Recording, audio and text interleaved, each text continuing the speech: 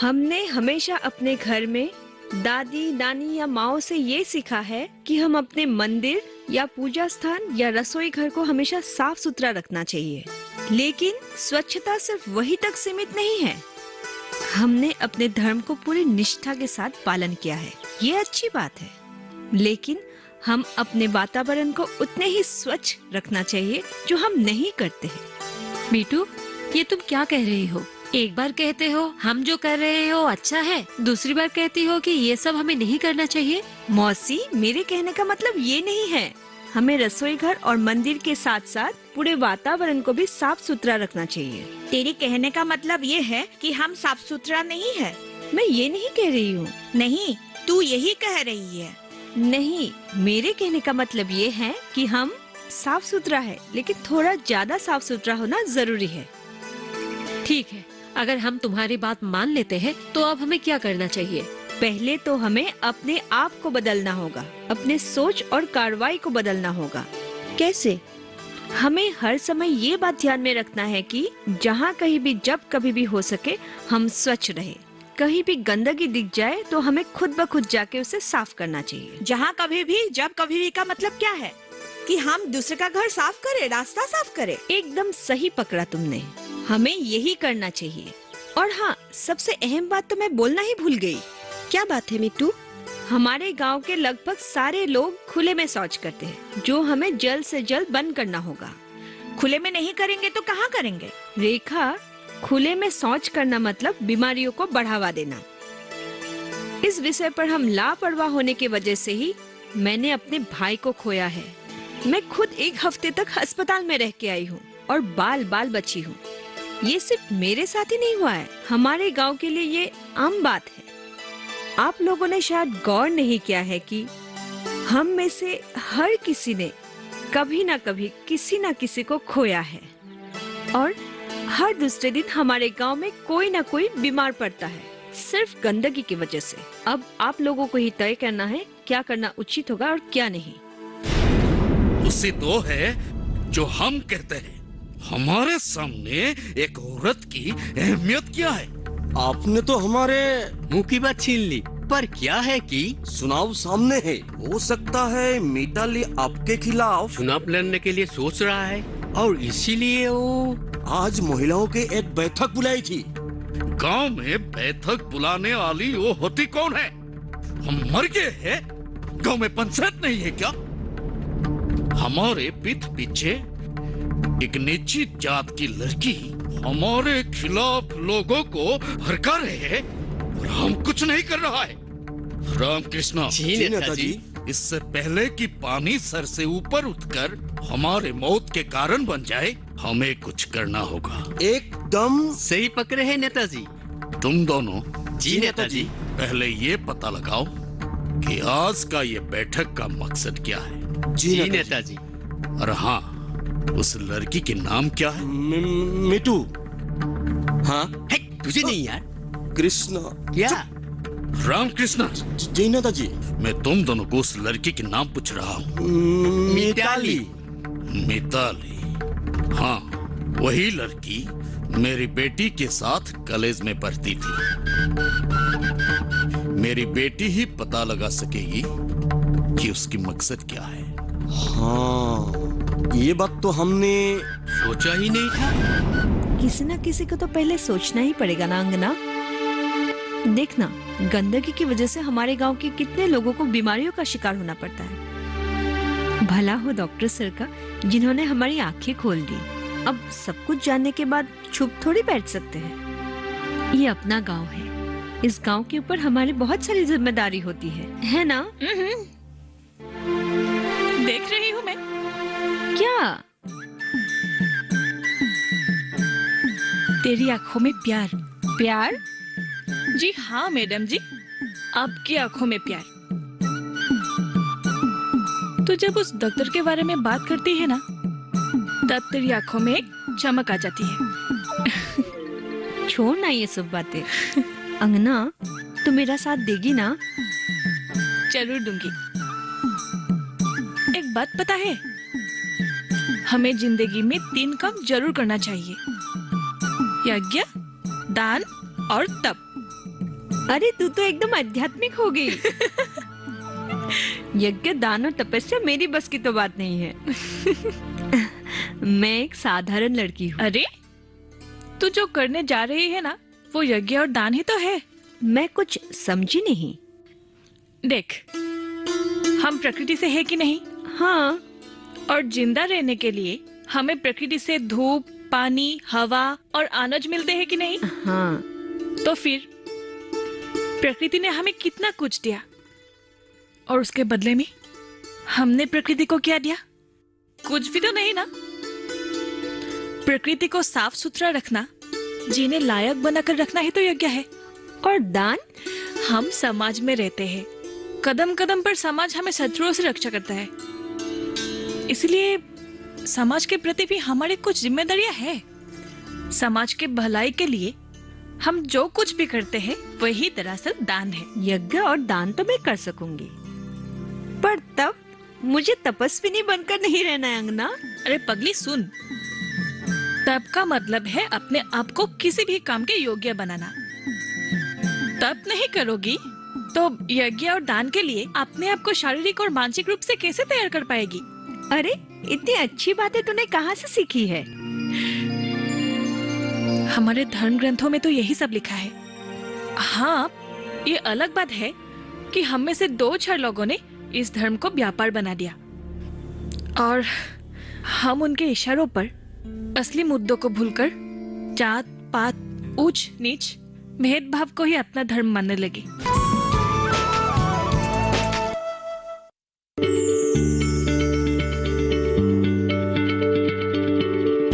क्या आप किसी बीमारी से परेशान हैं? चाहते हैं डॉक्टर की सलाह? तो हम हैं आपके साथ, बताएंगे आपको जीने की राह।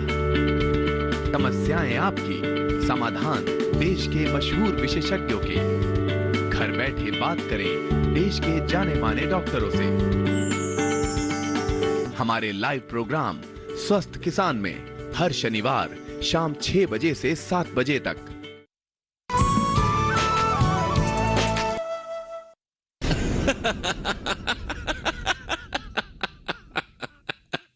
भैया, तू हंस क्यों रहा है? तेरी सहेली गांव में स्वच्छता लाना चाहती है। हाँ, इसमें बुराई क्या है? अच्छी बात है, लेकिन क्यों करना चाहती है? क्यों करना चाहती है मतलब? उसकी मकसद क्या है? भैया, उसकी मकसद है गांव की साफ सफाई, ताकि हमारा गांव सुंदर रहे, आकर्षक हो और लोग बीमारियों से दूर रहे, स्वस्थ रहे। मैं बाहर का नहीं, अंदर का मकसद जानना चाहता हूं। हर कोई दूध से धुला नहीं है। हर किसी का मकसद कुछ और होता है और करता कुछ और है। भैया, साफ सफाई एक अच्छी आदत है जो एक आदर्श जीवन के लिए हर किसी के पास होना चाहिए, और तुझे इसमें साजिश दिखाई दे रहा है। ठीक ही तो कह रहा है कुलदीप। रातों रात वो समाज सुधारक कैसे बन गई? लगता है चुनाव लड़ना चाहती है। वो अगर चुनाव लड़ती है तो वो लड़ेगी पिताजी के खिलाफ। और मेरी प्यारी भोली वाली बहन दुश्मन के साथ दे रही है। इस क्षेत्र में उसकी बिरादरी के लोग ज्यादा हैं। अगर वो चुनाव लड़ेगी तो लोग वोट उसे ही देंगे। और आप, विभूति भूषण शर्मा, जिंदगी में जिसने कभी भी हार का मुंह नहीं देखे हैं, वो चुनाव हार जाएंगे। समय रहते ही उनके साथ जोड़ दे बेटी। वो चुनाव तो जीत जाएगी, पर उसके बाद करेगी क्या? ये राजनीति का दांवपेच हर एक की बस की बात नहीं है बेटी। पिताजी, जिस दिन भी मुझे ये पता चलेगा कि मिताली गलत कर रही है, मैं उसी दिन उसका साथ छोड़ूंगी।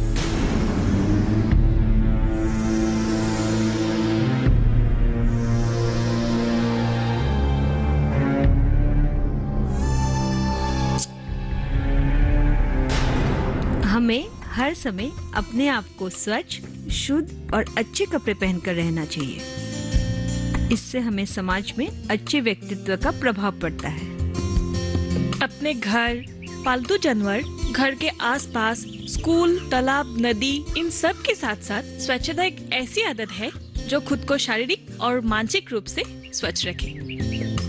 धरती पर हमेशा जीवन को संभव रखने के लिए हमें अपने शरीर के साथ साथ हमारे आसपास के प्राकृतिक चीजें जैसे पानी, भूमि और खाद्य को भी हमेशा साफ और सुरक्षित रखना जरूरी होता है।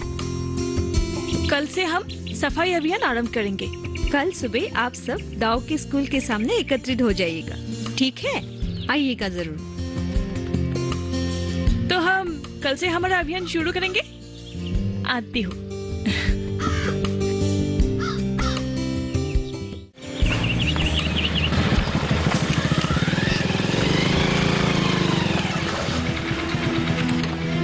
कुलदीप जी, अब हमारे रास्ते में क्यों आ रहे हैं? अगर यही सवाल मैं तुमसे करूं तो?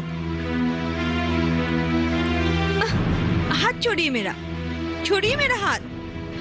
ए मिताली, ए मिताली, तुम मुझे बहुत अच्छी लगती हो।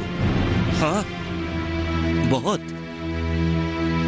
तुम मेरी बहन की सहेली हो, अच्छी हो, इसलिए बहुत अच्छी लगती हो। ठीक है, अब छोड़िए मेरा हाथ, छोड़िए। तुम समझ नहीं रही हो मीतू। अगर तुम मेरे साथ थोड़ा सा भी कंप्रोमाइज करो ना, नहीं नहीं नहीं नहीं, एडजस्ट, अगर एडजस्ट करो तो मैं तुम्हें राज रानी बना सकता हूँ। अच्छा। हाँ कुलदीप जी, अब राजा महाराजाओं के दिन नहीं रहे जो आप मुझे राज रानी बनाकर रखेंगे। तुम समझ नहीं रही हो मीतू। मैं तुम्हें वो सब चीज दे सकता हूँ ना, तुम कभी सोच ही नहीं सकती हो। अगर तुम मेरी कहा मानो तो मैं तुम्हें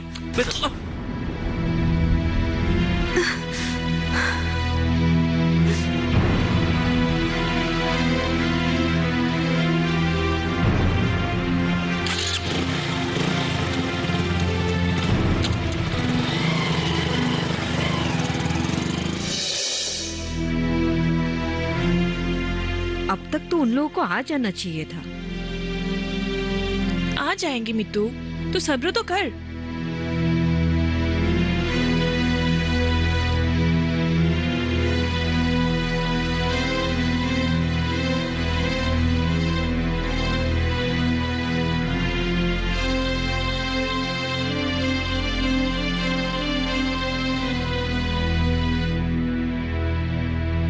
कुछ तो गड़बड़ है, नहीं तो अब तक उन लोगों को आ जाना चाहिए था।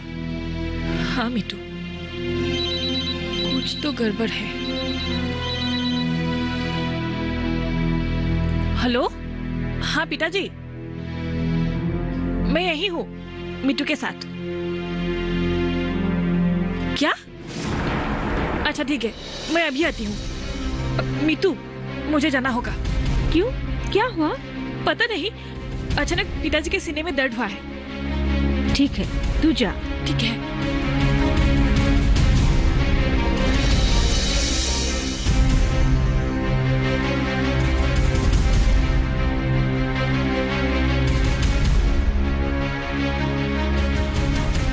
अरे देख कैसे पानी फिर गई मीटिंग में। हाँ, वो बुट का पत्नी है ना? कहाँ? ओ, अरे हाँ, वो तो है। हाँ, चलो बुट का घर। क्यों? अरे बुद्धू, लोहा गरम है। अब चलो मार देते हैं हथौड़ा। चलो चलो। चल, चल, चल। वो देखो, बुट। ए बुट भैया, क्या कर रहे हो? देखा नहीं, लकड़ियां इकट्ठा कर रहा हूँ खाना पकाने के लिए। अरे क्या कह रहे हो? लकड़ी से खाना पकाएगी तेरे बीबी? क्यों? मेरे घर में तो हमेशा लकड़ी से ही खाना बनती है। हाँ बनती तो है, लेकिन बनाने के लिए फुर्सत कहाँ है तेरे बीबी के पास? मतलब आजकल तेरे बीबी के पास इतना समय कहाँ है जो तुम्हें लकड़ी से खाना पका कर खिलाएंगे? और वो खाना बनाएंगे तो मीटिंग में नेतागिरी कौन करेंगे? देखो रामकृष्णा, तुम दोनों हद पर कर रहे हो। गुस्सा मत हो भैया। हम तो तेरे भलाई के लिए ही कह रहे हैं। भलाई? कैसी भलाई? अरे देख, तुम दोपहर तक इतना मेहनत करके घर जाओगे और घर में लौटते ही एक गिलास पानी देने के लिए भी तेरा घर में कोई नहीं है। ओहो, घर के सारे काम छोड़ के वो लगी है मीटिंग में। जिस मीटिंग में कोई आए ही नहीं, उस मीटिंग में नेतागिरी करके वो क्या साबित करना चाहते हैं? हाँ,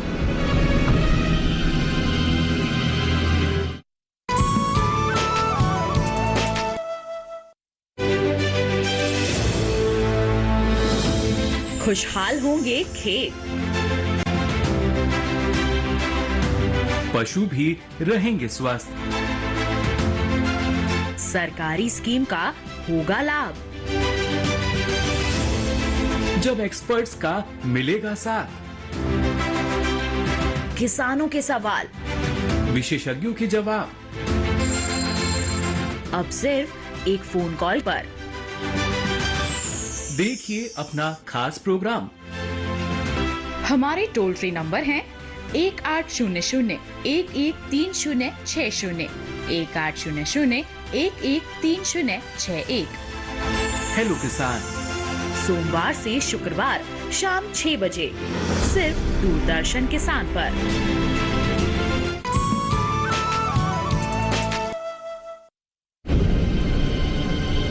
देख, समय रहते ही लगाम खींच, नहीं तो घोड़ा भागेगी जंगल में।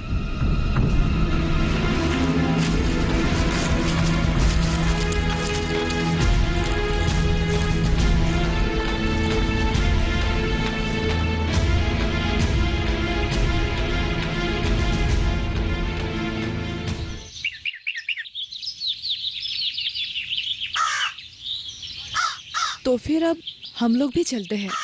अभी यहाँ रहकर क्या फायदा है ना? हाँ ठीक है, तुम लोग जाओ, मैं 2-4 लोगों से मिल के आती हूँ। ठीक है। और हाँ, बाबुल काका को बता देना कि ये सब सामान लेकर जाए। ठीक है।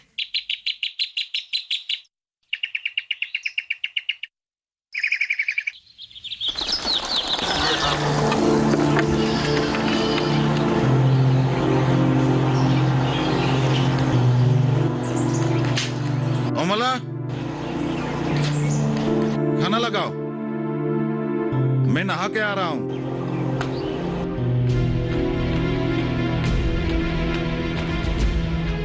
अमला,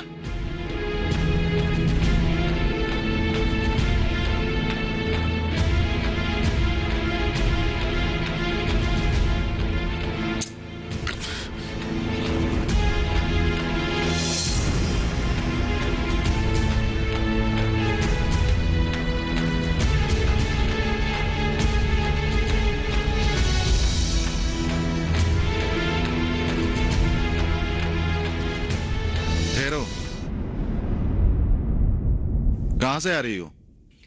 आज गांव में सामूहिक सफाई अभियान की मीटिंग नहीं था क्या? सामूहिक सफाई अभियान की मीटिंग? हाँ। इतना जल्दी खत्म हो गया? अरे खत्म कैसे होगा, शुरुआत ही नहीं हो पाया। क्यों शुरुआत नहीं हो पाया? कोई आया ही नहीं। कोई क्यों नहीं आया? अरे मुझे कैसे पता होगा? तेरी सर पर ना गोबर भरा पड़ा है, गोबर। अगर अगली बार एक घर का काम छोड़ के उस मीटू के पास गया ना, कमर तोड़ दूंगा तेरा, कह देता हूं मैं। लेकिन गांव की भलाई के लिए ही तो मीतू ये सब कर रही है। चुप! जवान लगाती है, जवान लगाती है।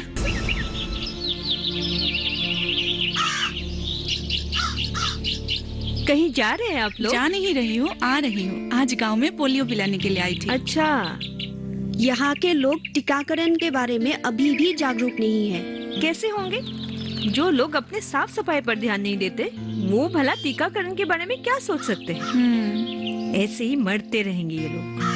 तुम किसी से नाराज लगती हो? नहीं, अपने आप पर ही भड़ास निकाल रही हूँ। डॉक्टर साहब तुम्हारे बारे में पूछ रहे थे। क्या? नहीं, मतलब तुम क्या करती हो, कहाँ रहती हो, वगैरह वगैरह। ठीक है, मैं अभी चलती हूँ। ठीक है।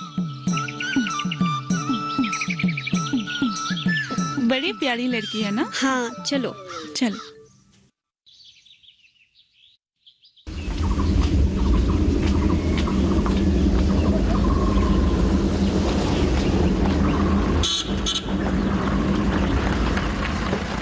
मिताली जी। अरे सर, आप कैसे हैं आप? मैं ठीक हूँ, आप कैसे हैं? और यहाँ? एक मरीज को देखकर आ रहा हूँ, रास्ते में आपको देखा तो रोक गया। कैसा चल रहा है आपका अभियान? जिस रफ्तार से शुरू हुआ था उसी रफ्तार से खत्म भी हो गया। क्यों? पता नहीं गांव वालों को अचानक क्या हो गया, इस काम के लिए तैयार ही नहीं है। पर क्यों? पता नहीं। आपने जानने की कोशिश नहीं की? जानकर करेंगे भी क्या, जिसकी जो मर्जी वही करे, मेरा क्या। शुरुआत में ऐसा होता है, अपने आदतों और परंपराओं को रातों रात छोड़कर नई आदतों और परंपराओं को अपनाने में थोड़ा मुश्किल होता है, इसीलिए वो लोग ऐसा कर रहे हैं।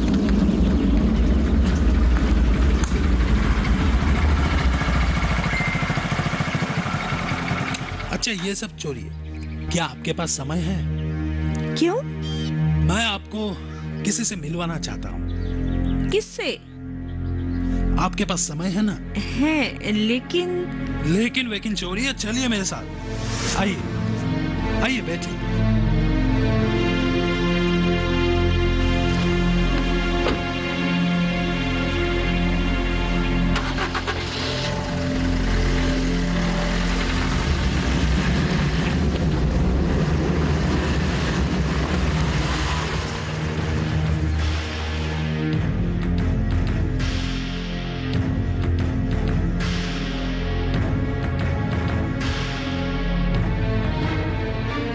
तो ये बात है,